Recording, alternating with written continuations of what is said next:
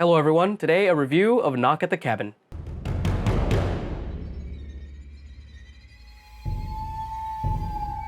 Knock at the Cabin is the latest film by M. Night Shyamalan.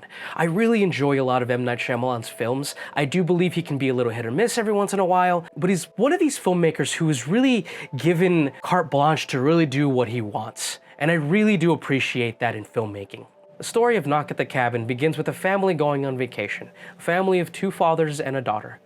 And I have to shout out to Kristen Cooey, who plays the young girl, who are met on the property of their vacation home by strangers who are telling them that they must sacrifice one of their own so that the world can be saved. Throughout the movie, this premise is orchestrated by fantastic performances by everyone around, including DaveBatista, who is a revelation. This is probably the best performance I've ever seen from DaveBatista, and he's kind of worth the price of admission alone. I mentioned Kristen Cooey at the top. She does a really fantastic job. Apparently, this is her very first movie. She's very endearing. She holds her own in a room full of adults, and she really is the audience surrogate because the movie opens up with her meeting the strangers for the first time. The cinematography here is also extremely beautiful. You really do feel like you're out in the wilderness in an afternoon. M. Night filmed this on film, and there's something about the filmic quality that brings a little bit of reality to the sense of color and space and dimension that it really comes across.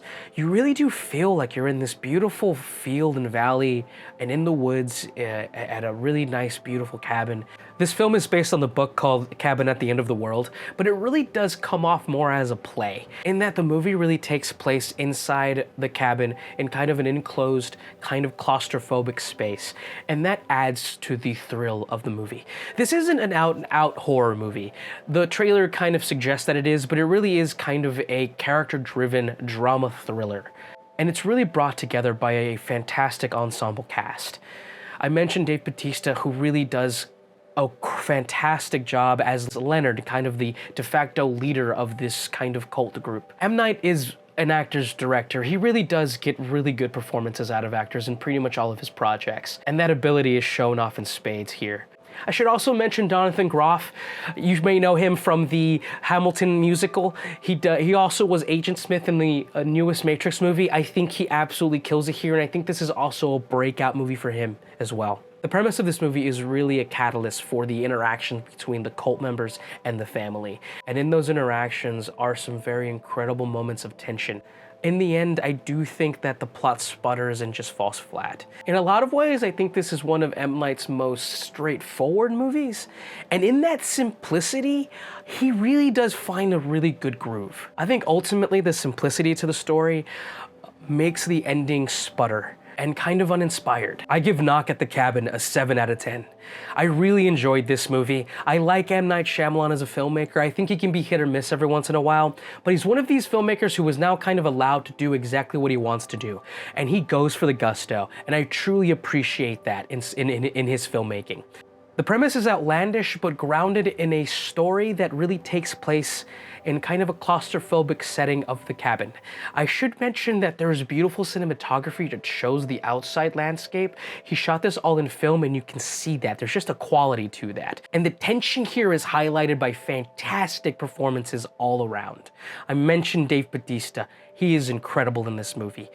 He's truly like a revelation. This is his best acting he's done, and I can see why people are saying that all over the place, because it's true. He's kind of worth the price of admission alone.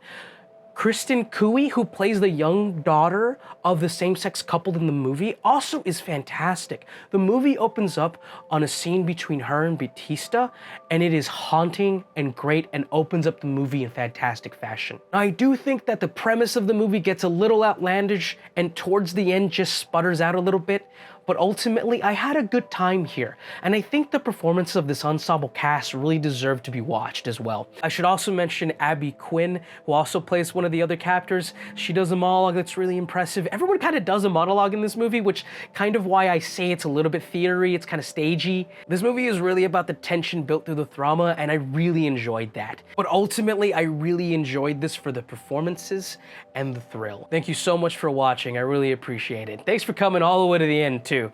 Please like, comment, subscribe, and I will do my best to reply to any and all comments that I get. Thank you.